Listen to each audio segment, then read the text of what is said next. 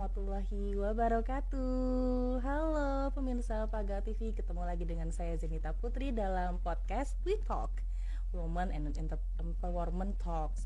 Dan pada episode kali ini kita banyak tema nih sebenarnya. Maksudnya dalam rangkanya tuh banyak banget. Yang pertama, kemarin habis ada Hari Sumpah Pemuda. Kemudian juga dalam rangka untuk Hari Anak Internasional.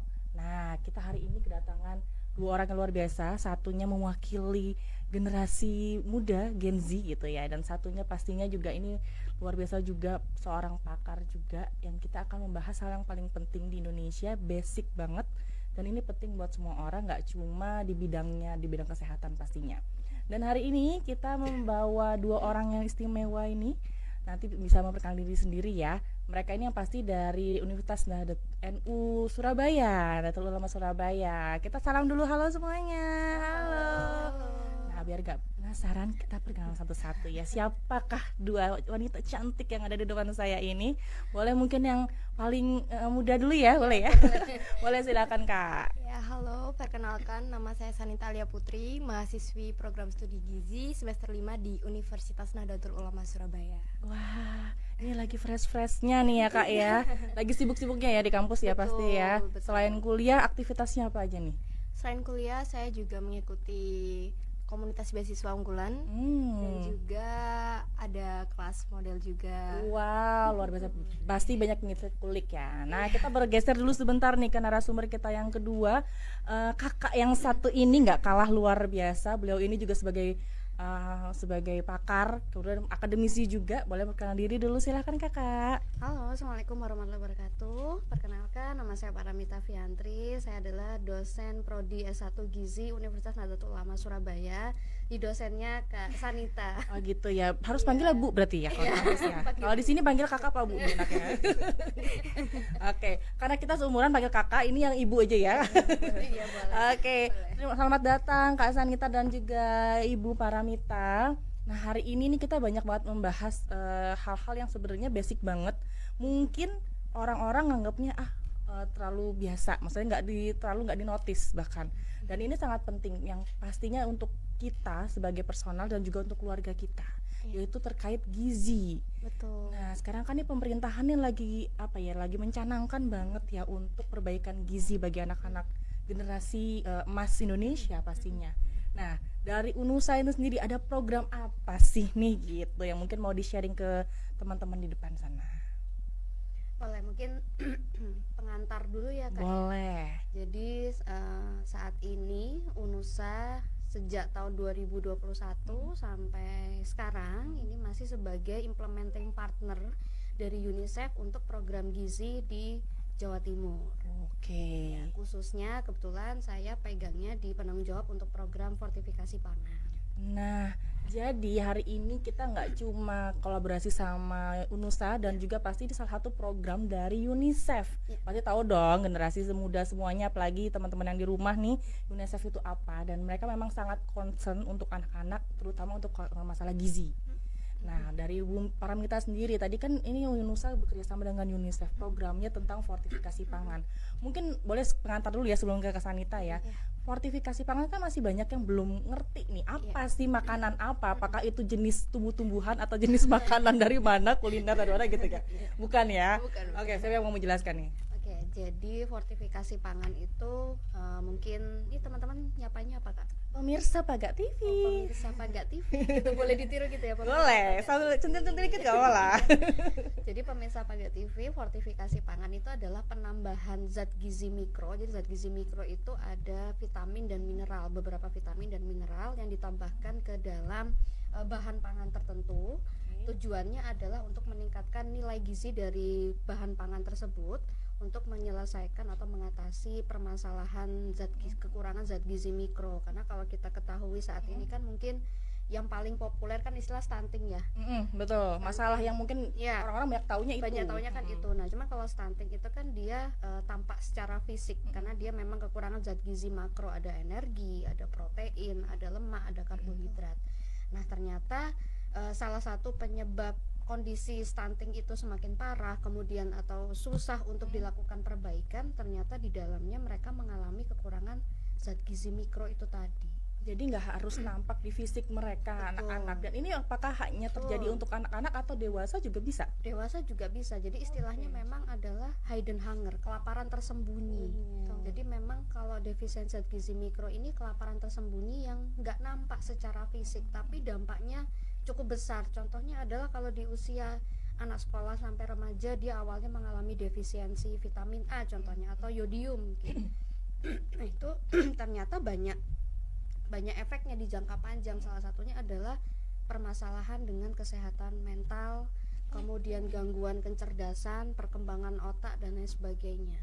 Jadi efeknya cukup jangka panjang justru ya. Kalau misalnya kita taunya stunting itu sudah kelihatan nampak dan itu bisa misalnya orang langsung bisa mendeteksi dan langsung ada penanganannya. Sedangkan kalau fortifikasi pangan ini, jadi kita sebenarnya udah makan tapi ternyata kandungan gizi yang kita asup itu kurang gitu, tidak memenuhi kebutuhannya. Itulah kenapa saat ini pemerintah mengangkat kembali isu ini gitu. Karena ternyata ya contohnya deh kalau garam beriodium, mungkin kita dulu taunya kan untuk mencegah gondok sebatas itu aja. Kalau sekarang kan kurang familiar ya penyakit itu gitu kan. Maksudnya orang-orang udah tahu lah gitu pencegahannya seperti apa.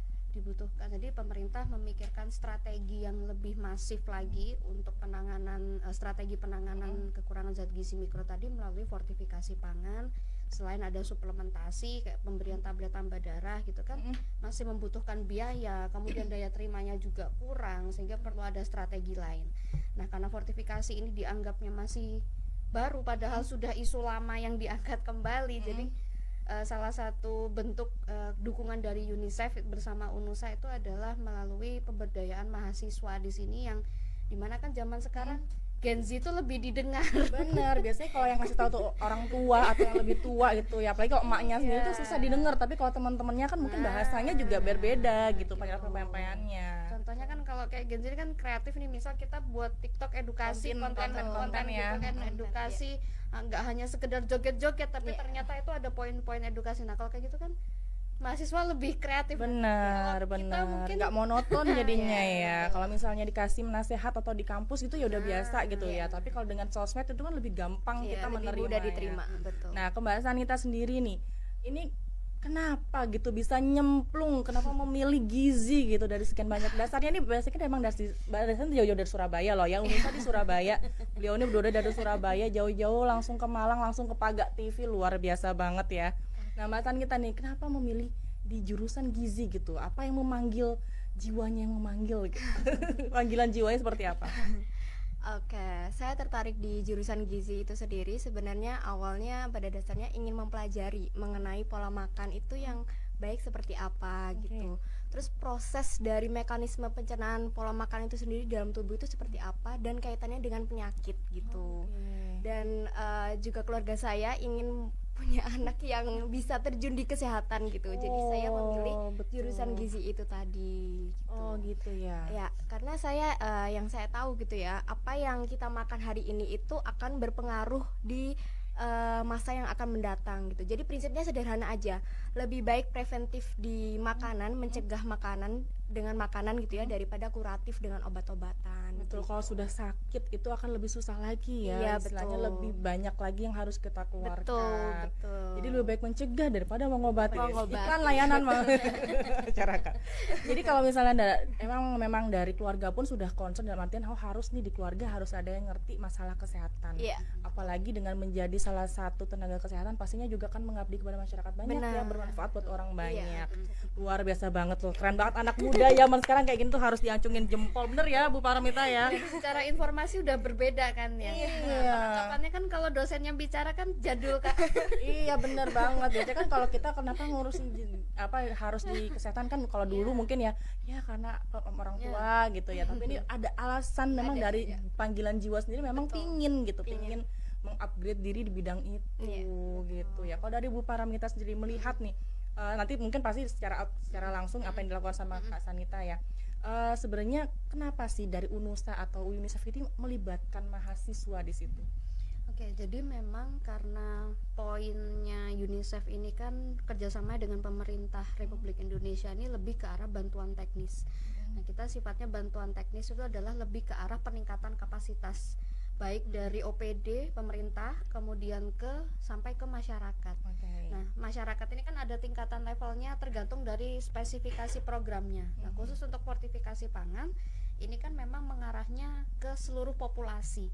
Nah, dimana kalau seluruh populasi ya masyarakat kita sekarang sudah semuanya terpapar digital.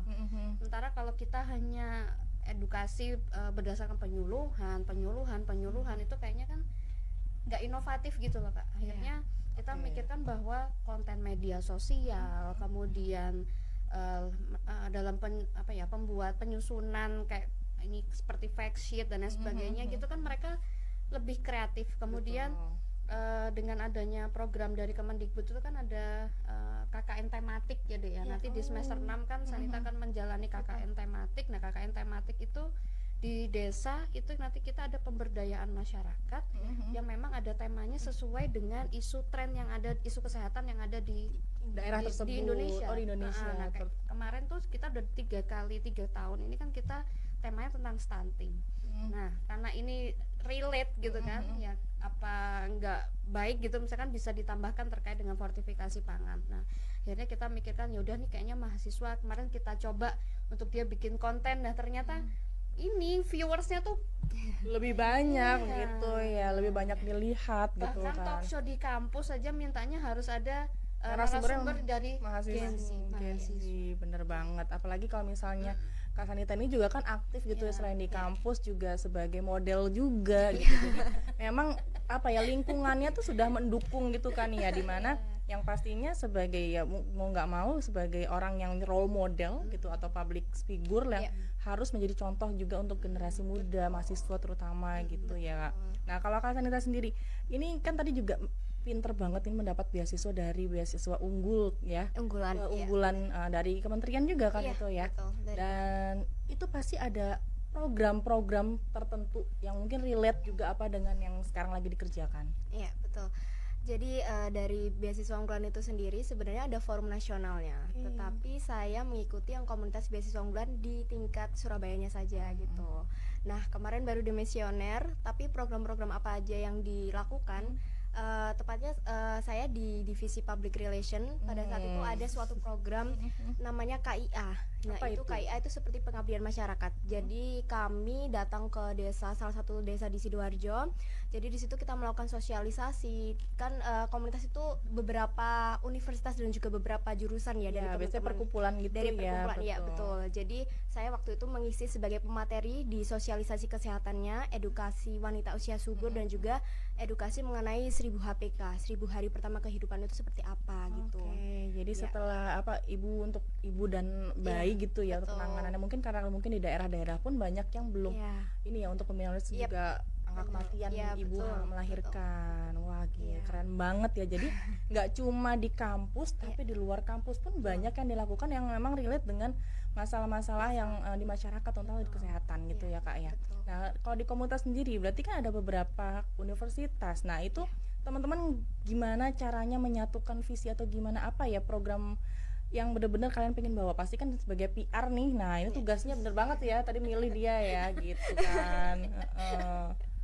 Untuk menyatukannya itu karena kami visi misi dan tujuannya itu sama gitu. Jadi lebih mudah karena kita tujuannya memang ingin komunitas beasiswa unggulan sendiri itu kan sebenarnya ingin menunjukkan atau berbagi kepada masyarakat gitu ya. Jadi bisa berdampak lah istilahnya bagi masyarakat Indonesia. Nah, tapi itu kita melalui pintu yang yang berbeda-beda gitu. Karena kan nggak semuanya dari gizi latar belakangnya ya, dari kesehatan ya. Jadi selain waktu itu di kesehatan, kita juga dari teman-teman yang ekonomi ini membuat suatu sosialisasi mengenai UMKM di sana itu bisa menggunakan kris misalnya ya, dengan cara apa, dengan apa. Jadi mengembangkan berbagai aspek di situ. Jadi tidak hanya kesehatannya aja. Dari keuangannya contohnya seperti itu. Karena di desa tersebut banyak sekali UMKM tetapi masyarakat masih awam mengenai proses keuangannya lah ya, manajemen keuangannya. Wah, pas banget nih sama podcast kita di mana ada pemberdayaan empowerment tadi. Jadi nggak cuma istilah memberikan informasi melalui sosialisasi dan lain-lain, tapi juga benar-benar langsung memberdayakan masyarakat biar pastinya meningkatkan stratanya ya kan, seperti itu. Nah kalau dari sisi Bu Paramita nih, pasti kan dari UNUSA sudah ada program-program, kemudian dari pemerintah itu sendiri sebenarnya seperti apa sih regulasi atau aturan atau mungkin kebijakan-kebijakannya? Oke, jadi kalau kebijakan, karena ini tadi saya bilang ini adalah isu lama yang diangkat. Jadi kebijakan terkait fortifikasi ini sebenarnya sudah lama, hanya tenggelam. Tenggelamnya contohnya adalah terkait dengan regulasi garam, gitu ya. Garam beriodium itu regulasinya sudah sejak tahun 94. Oh, sudah lama Ya, sebenarnya. Cuma mungkin masyarakat nggak ngerti, nggak aware ya jadinya ya. Nggak aware karena memang ya masyarakat itu kan apa ya, harus diingatkan terus gitu Mungkin kan. program-programnya nggak nyampe ke masyarakat akhirnya.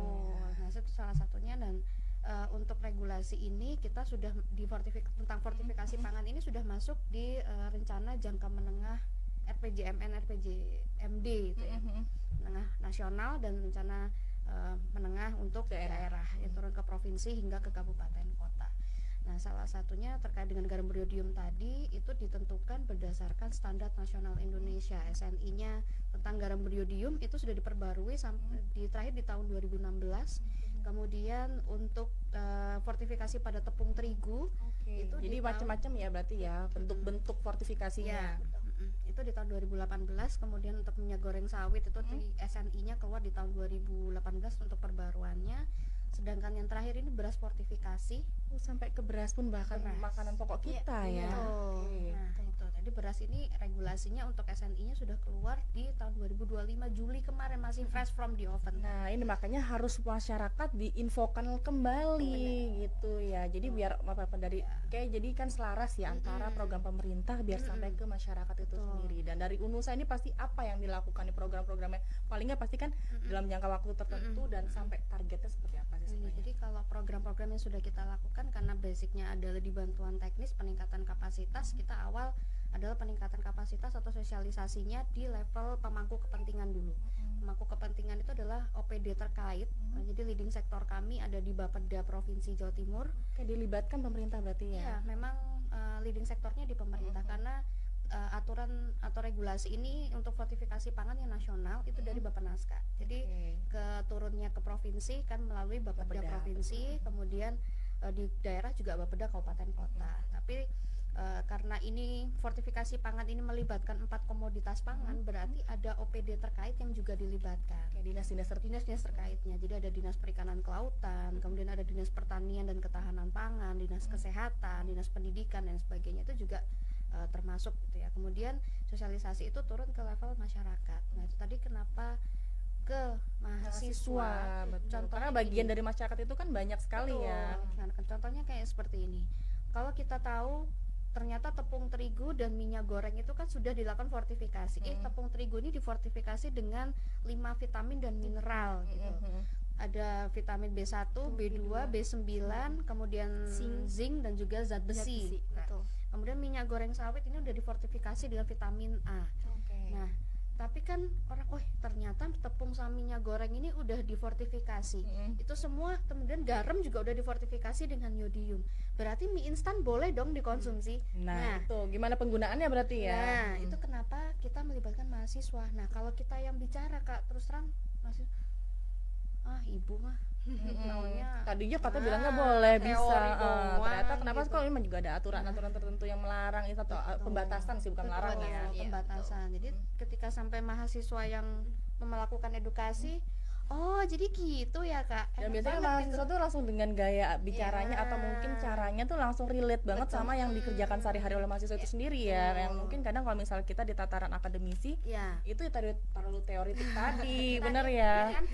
Si ibu mah taunya ini nanti suruh baca jurnal lagi. Nah bener, kalau baca jurnal paling males ya, tinggal ada AI-nya sekarang ya gitu. Jadi memang dari pemerintah kemudian turun kepada dinas-dinas tertentu dan akhirnya bekerja sama dengan kalangan akademisi dan masyarakat yang menyentuh langsung gitu ya.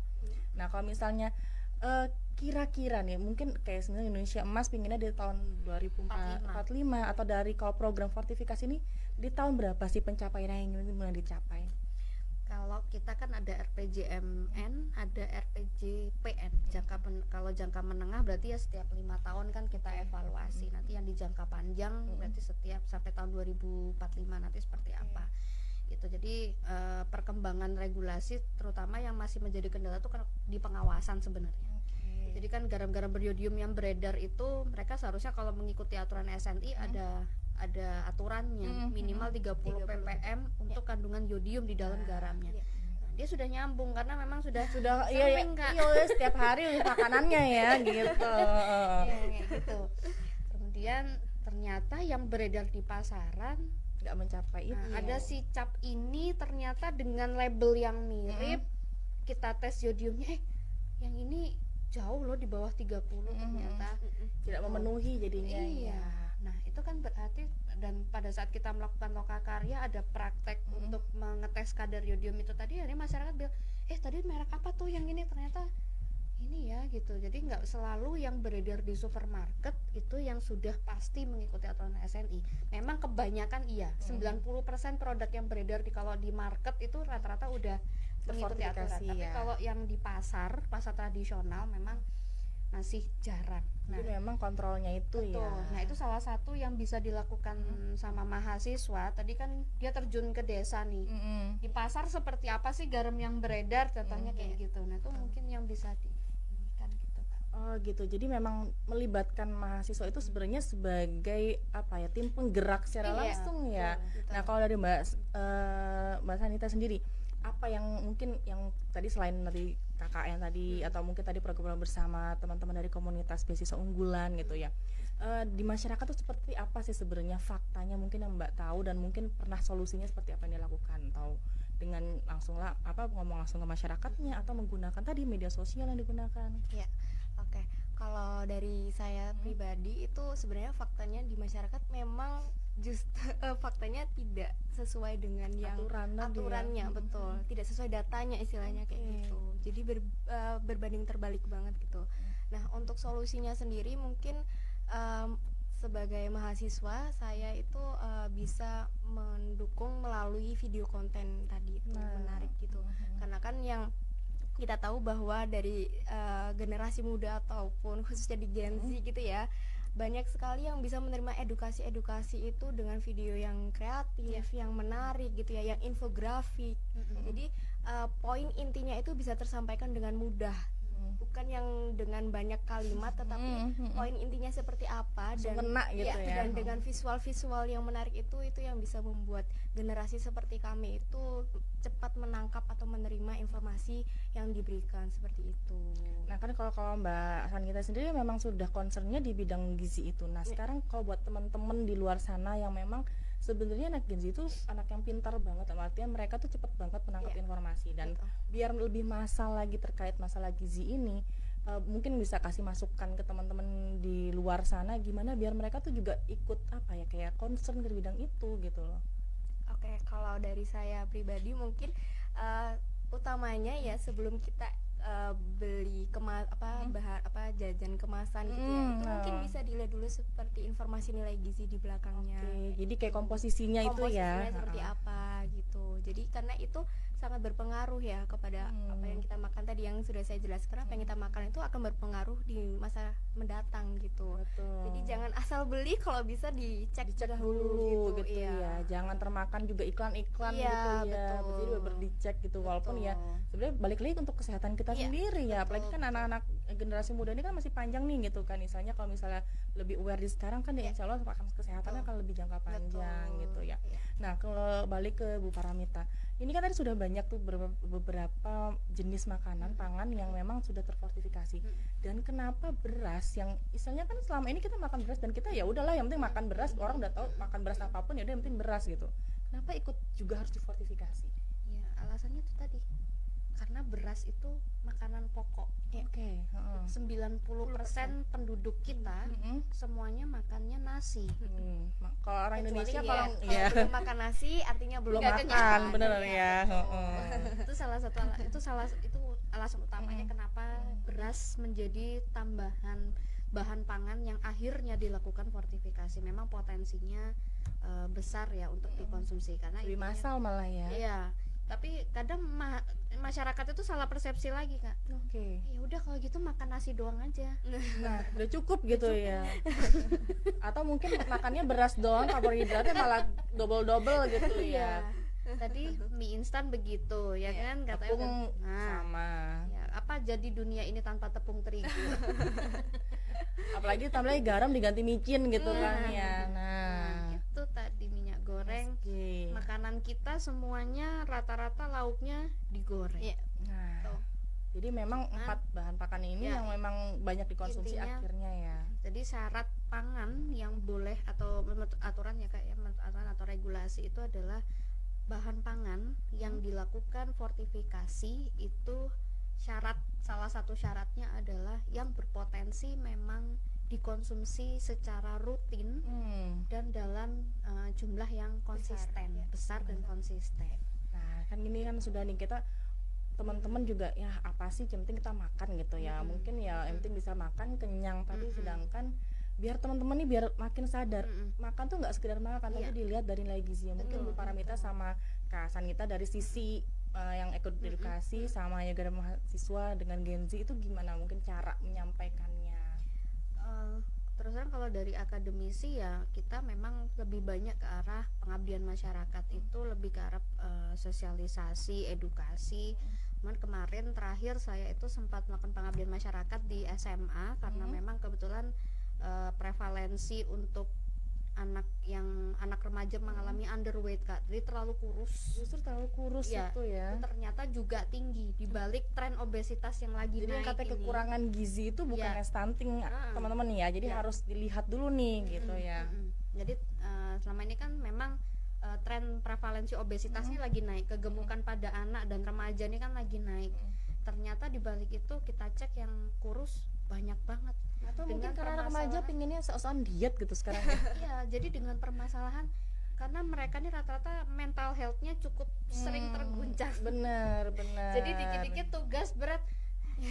Iya, jadi nggak nafsu makan gitu Stres ya. nih, kan, Atau kayak mungkin gitu. makanannya ya Akhirnya kan- akhirnya nggak dikontrol Betul. gizinya. Akhirnya kan membuat asupan makan yang mereka makan itu ya, asupan gizi yang mereka makan itu otomatis tidak bisa terserap 100% untuk zat gizinya. Karena di mana-mana proses metabolisme itu dipengaruhi juga oleh kondisi stres itu tadi. Nah, itu tuh buat Gen Z nih ya. Ya kalau stres itu mempengaruhi banget sama metabolisme Ya, tubuh tubuh kita. Jadi betul. apapun yang kita asup akhirnya juga nggak bisa 100% diterima oleh tubuh. Nah, kalau misal dari Kak Sanita sendiri nih apa yang mungkin program-program yang juga yang terkait dengan mungkin yang sudah diajak oleh UNICEF atau dari UNUSA gitu yang sudah dilakukan ke masyarakat secara langsung gitu ya. Oke. Pada saat itu saya pernah terlibat di dalam programnya UNICEF dan juga UNUSA, yaitu di Hari Anak Nasional. Oke, berarti di pertengahan tahun kemarin ya? Ya, Atau tahun betul. ini? Iya, tahun Oke. ini itu dilaksanakan di Kebun Raya Purwodadi pada saat itu, kemudian dihadiri oleh Ibu Gubernur, Ibu Khofifah Indar Parawansa, dan juga Ibu Wakil Gubernur waktu itu Ibu Arumi Basin. Nah, di sana saya sebagai perwakilan dari UNICEF, kami mengajak anak-anak yang di sana untuk bermain sambil belajar gitu ya. Dengan memperhatikan bagaimana pedoman gizi seimbang melalui kuis interaktif, ya isi piringku gitu. Jadi kita mengulik informasi dari anak-anak ini sudah sejauh mana untuk mendapatkan informasi tersebut gitu. Tapi dengan cara-cara yang lebih Dengan cara-cara yang mudah diterima yang mereka mudah ya. diterima, betul. Dengan kita caranya bermain waktu itu.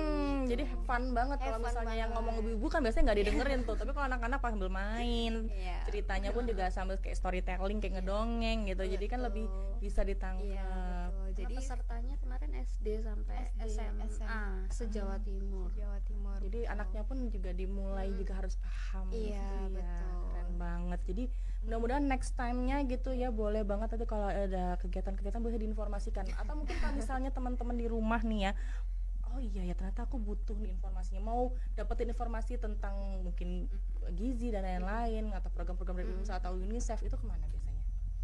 Kalau mau cari informasi kita ada akun sosial media namanya Jurnal Gizi ID. Itu ada YouTube-nya, ada Instagram-nya, ada TikTok-nya, nanti bisa di follow. Nanti kita juga kerjasama dengan Himagizu, Himagizu. Himpunan Mahasiswa Gizi Universitas Nahdlatul Ulama Surabaya. Nah, boleh banget tuh. Jadi jangan malu dan jangan untuk diri sendiri. Kenapa sih kita nggak harus cari tahu gitu ya? Harus dari sekarang ya harus yuk kita perbaiki. Jangan diet boleh tapi ada caranya. Ada betul. ya, ada ketentuannya sendiri gitu. Betul, apalagi ini dua ahli gizi ini nih, nah ya, jadi yang tadi mau diet biar nggak salah diet ya kan ya, boleh ngubungin kedua kakak-kakak yang cantik ini gitu ya kak ya. Oke, terakhir nih sebelum kita closing dan juga mungkin biar teman-teman di sini semakin aware lagi gitu terkait masalah gizi ini. Jadi gizi bukan buat anak-anak aja yang stunting ya teman-teman, semuanya tuh butuh informasi tentang gizi itu sendiri. Betul. Mungkin pesan yang mau disampaikan dari Bu Paramita sama Kak Sanita dulu. boleh. Langsung ditodong sama bu dosen ya. Langsung. Ya Kak Sanita boleh. Oke, kalau dari saya sendiri untuk teman-teman apa ini tadi namanya? Pemirsa Paga pemirsa TV. Paga TV, terutama untuk khususnya Gen Z gitu ya. Benar. Buat teman-teman kalau bisa mulai dari sekarang menjaga dari pola makannya gitu ya.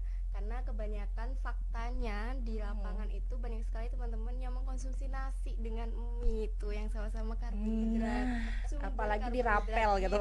Betul. Double combo. Iya, double combo. Jadi kalau bisa mempelajari dulu sumber karbohidrat, protein, lemak dan lainnya itu seperti apa itu, dan menerapkan isi piringku itu tadi, pedoman gizi seimbang kan sekarang ya. Jadi di dalam piring makan kalian nanti itu harus ada sumber karbohidrat, kemudian protein hewani dan juga nabati.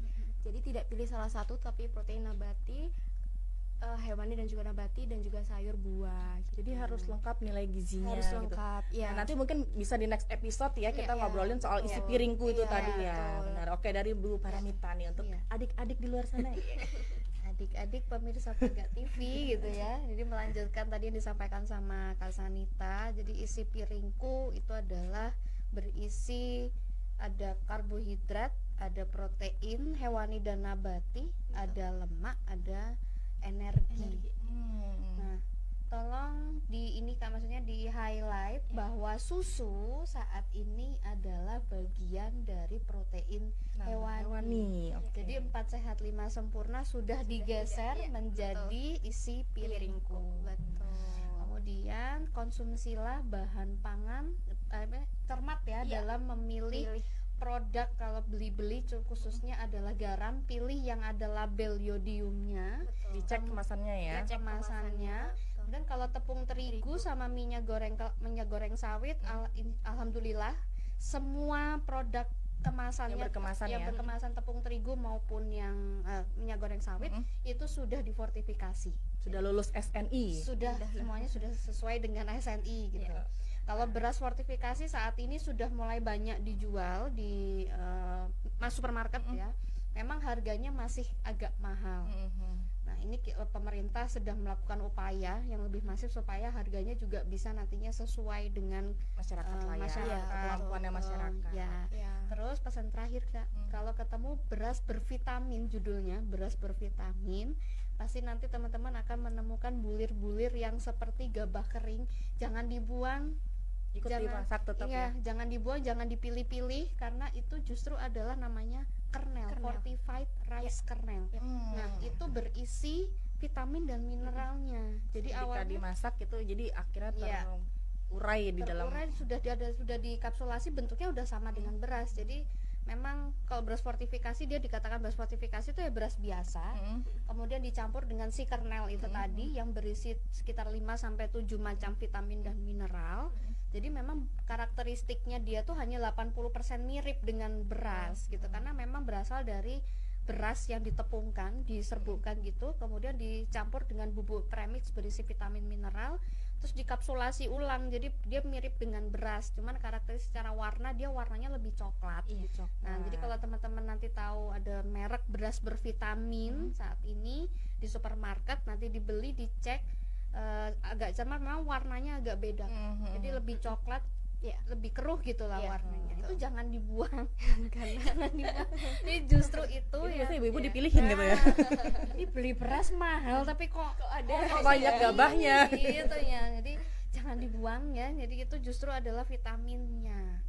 Nah, dan teknologi menjadikan kernel itu sudah dipastikan untuk penurunan kadarnya ketika dimasak itu tidak lebih dari 30%. Jadi sudah aman, jadi udah dipastikan vitaminnya nggak akan hilang. Oh gitu. Jadi harus lebih aware lagi ya. Kayaknya emang per bagian harus podcast dewe ya sendiri gitu. Bahas Bakal beras panjang sendiri lah. ya, Kak.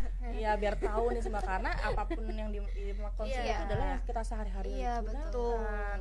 Nah, buat semua pemirsa Paga TV ini luar biasa banget informasinya ini, di mana kita lebih cerdas lagi, lebih pintar lagi dalam memilih apa yang kita asup atau kita makan. Iya. Nah, balik lagi kan investasi untuk diri Iya, sendiri ya. betul. Jangan jajan ngafe gitu, tapi kita nggak tahu nilai gizi seperti Iya, apa. betul. Karena sebenarnya kita mengonsumsi karena kan masyarakat awam itu ya makan yang saat itu pasti mahal. Nah itu Bener, pikirannya Persepsinya iya, begitu. persepsinya begitu. Persepsinya Nggak harus makanan mewah Nggak itu harus, yang sudah iya. mengandung gizi yang baik semua. Iya, ya. selalu. Betul. Jadi Dan biasanya disesuaikan juga Iya. sama tubuh kita masing-masing ya. iya betul. Jadi tanya ahli gizi bahwa bahan Iya. pangan lokal ini Iya. justru yang mengandung nilai gizi lebih tinggi. Betul. Lebih Contohnya, alami ya. Kak, Apa itu? tahu ikan salmon? Iya. Kan kalau banyak kan influencer bikin MPASI Iya, ikan salmon. salmon, Betul, betul. ya ikan yang kayak gitu-gitu. Iya. Ternyata kandungan protein hewaninya atau asam lemak omega 3 dan 6 yang buat kecerdasan otak itu justru jauh lebih tinggi ada di ikan kembung. Yang Nah, harganya tuh. cuman Iya. 30.000 sekilo. Berapa persennya dari harga salmonnya? Jadi sekilo buat dapatnya emak-emak wah udah. seneng banget Gitu. ini. Gitu Jadi ya. nggak usah mikirkan Iya. Betul. Jadi untuk Gitu, mencegah tadi daripada betul. mengobati dan nggak harus mahal. Nggak Nah, harus, itu nggak catatan harus buat ibu-ibu pasti seneng banget tuh kalau Iya. sehat itu nggak harus Agak mahal. harus mahal. termasuk lele ternyata Iya. sudah ada penelitiannya ya itu Itu lebih banyak kandungan untuk gizinya ya. treatmentnya stunting justru. Iya. Nah banyak Karena banget dia informasi proteinnya ya. tinggi. Nah, kayak gitu. Jadi Nah, nanti mungkin kita bisa kulik lagi gimana untuk memilih-milih makanannya ya gitu ya. Apalagi untuk tips-tips diet ini pasti banyak banget nanti yang nonton pastinya. Iya, iya. Terima kasih sekali lagi untuk Kak Sanita dan juga Terima Kak kasih Anita. Mohon maaf banyak. karena mungkin waktunya juga kita terbatas ya. Nanti kita ketemu lagi buat teman-teman semuanya juga yang mau tanya boleh nanti komen atau mungkin langsung ke Instagram tadi sudah disebutkan. Jadi teman-teman jangan khawatir ya, harus jadi orang yang cerdas dalam memilih makanan juga buat kesehatan kita. Investasi itu nggak ada salahnya. Gitu ya, terima kasih. Mohon maaf kalau ada salah-salah kata. Kita ketemu lagi di next episode. Saya Dinta Putri, pamit undur diri. Dadah. Assalamualaikum.